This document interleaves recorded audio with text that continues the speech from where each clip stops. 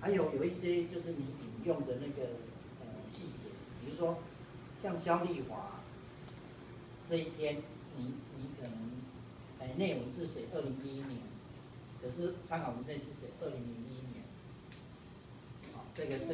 对不起来啊。然后再来是作者的信应该按照他的笔画，啊，笔画的有少到多这样的排列方式，那你没有按照这个方式。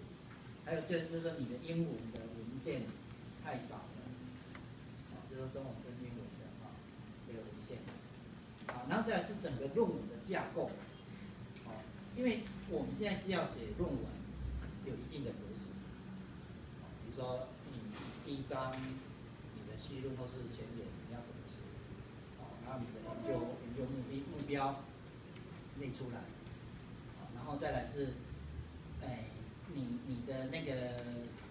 第2章的文件探讨，啊，文件探讨你分别是针对茶的这个我们的这个演进，然后说相关的用的器具啊，然后另外你是提那个萃取的啊，这个你要引用的这一部分，啊，那这个都可以了，只是说你在篇幅的那个掌握上啊，可能你要怎么样去精简或说叙述的那个先后顺序啊，那个逻辑啊要建立起来。啊，另外一个问题就是，既然你要用TRIZ这些方法来做，啊，来做你的研究，那基本上它是一个理论或者说一个原理原则的，啊的那个应用或是验证。那你这部分你应该要比较像这个有系统的去整理，而且包括它的，比如说你把你的泡茶器或冲茶器的一些关键的零组件，或者说关键的这些那个组成的因素，或是你要考虑的这些重点，那你对应了你的那个TRIZ的方法，它能够给你怎么样应用？然后各方面之后，你也可以做一个对TRIZ这些方法的评估，啊，你可以相对的也是一样啊，你就对这些方法说你是用的时候，它到底好不好用，这要做一个整理，啊，而不是说你用上去，然后你得到什么，然后你最主要把你得到的拿来说你来印证，其实你对方法的印证，也是可以做的，这比较属于那个就对理论的部分，理论跟实务这方面的一个探讨。那另外的话就是你用那个焦点团体，或者说用专家访谈，这一部分的操作，比较叙述的没有那么完整。比如说你的问件，包括你在整理的时候的那个有一些文字上的，或者说编排上的一些小问题，你要去把它整理清楚，把它弄精准，弄正确。另外就是你验证的那几个项目，就访谈的问卷里面那几个项目，应该再更完整一点。还有你的那个中文跟英文也没有对齐，比如说组织你把它英文拼成 organic 有机的，像这些小问题，所以验证的部分要再多一些那个让它做的比较完整。那另外你的那个焦点专家焦点这一部分好像有点混淆，就说你的访谈跟焦点团体，这是应该是不太一样的做法，所以你要把这个方法描述的比较清楚。所以你在研究方法那部分，还有研究设计你要讲清楚。然后再来就是你得到出来的你最后的那个你有发明2个发明专利1个新型，所以这个应该是还不错那可是你应该是把它跟理论的结合，或者说理论的那个你的讨论，就是说你的结论跟讨论这部分应该再来是很厚，可是因为你的逻辑关系呀、不是很清楚，要把它再修整，让它变成比较精确的然后完整的符合论文格式，那就会很好。谢谢老师。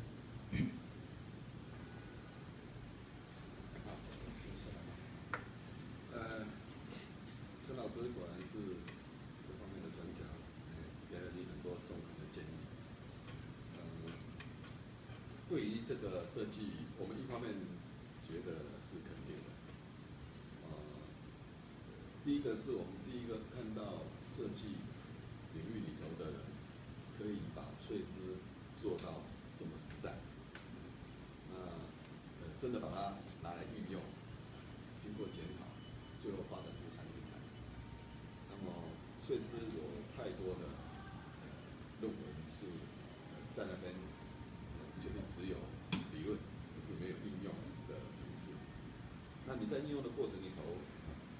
我就特别觉得你这个应用的经验是特别珍贵的。当然，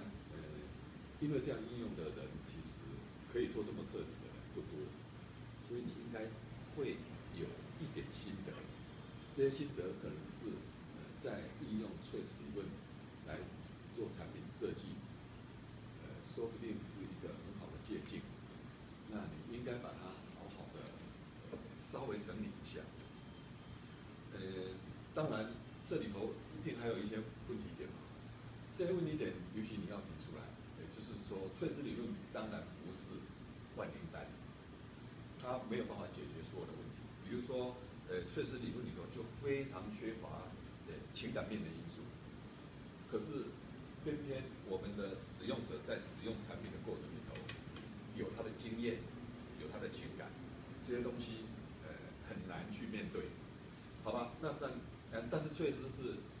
非常理性的在处理这些问题。即使是理性的部分，我觉得里头也还有一些结。应该心里有数，看到了。那不要因为这些逻辑性的东西没有办法得到完美的解决，你就把它摆一边不看见。其实这就是要面对的问题，也是经验。你现在没解决没关系。我觉得把这种经验提出来，对你来讲是有价值的。这个部分我们特别在你的结论里头，你3言2语就解决了。我觉得你应该回去想想看，翠丝应用，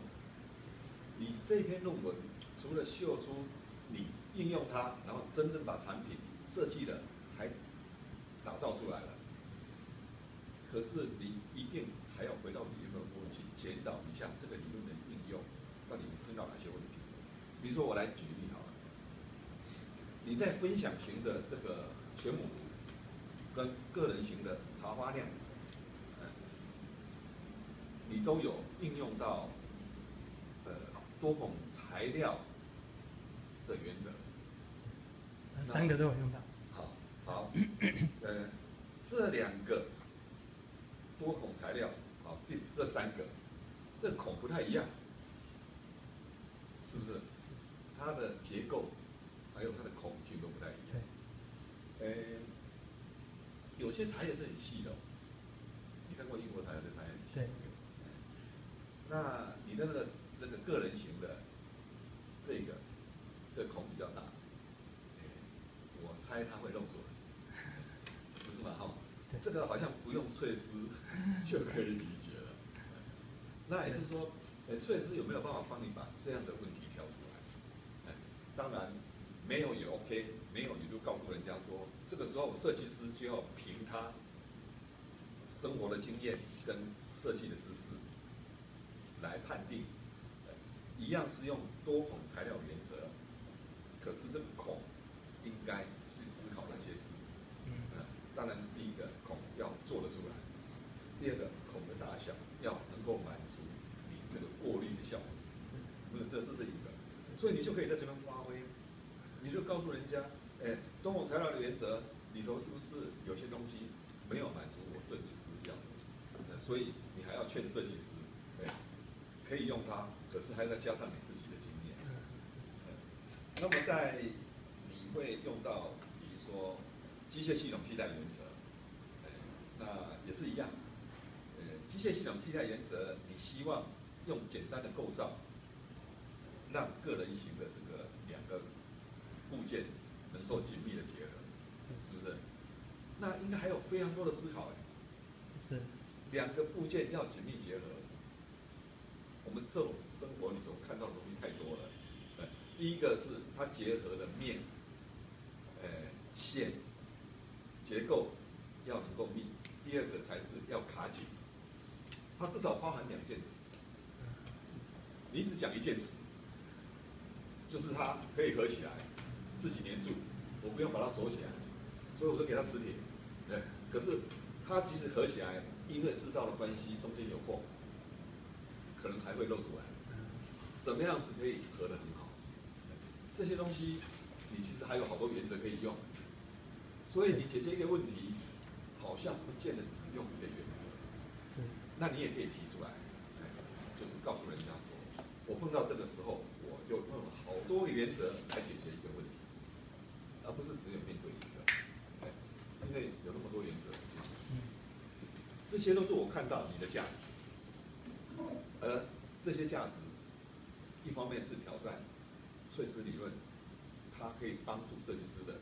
是哪一些点？那些点我不用讲，你都看到。可是你要告诉人家，翠丝理论对设计师来讲它还不够。这就是为什么很多工程专家用翠丝理论做完了以后，东西还是不行，火箭还是掉下来，不是吗？那就是这个人为的一些应用，也有它的奇妙之处。那你如果能够谈一点你的经验，把它的奇妙之处讲出来，我是肯定你应该知道，只是怎么样把它文字化，这种经验就让你的论文特别有价值。好，这个是重点的部分，我希望你能够好好的思考一下，那把你的论文的价值再发挥得更好。至于你论文的书写，陈老师也提过了，我特别提一件事情啊，就是你的表格很多，那就分析得很透彻，但是记住一件事，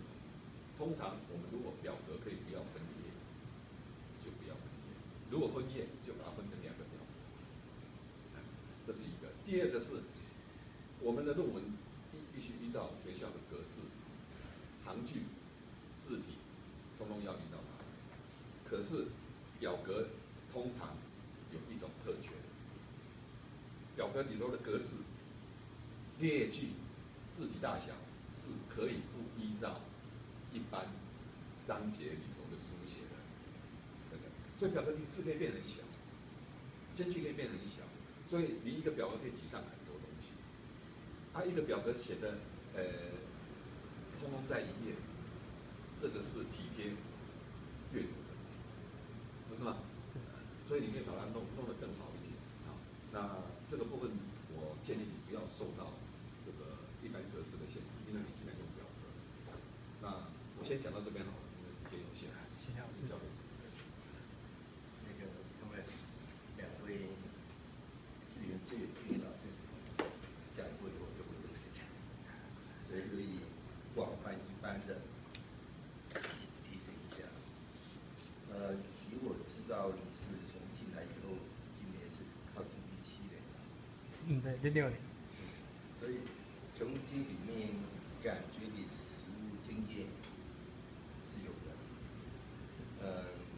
再加上从这研究报告里面讲的这事情花很多时间。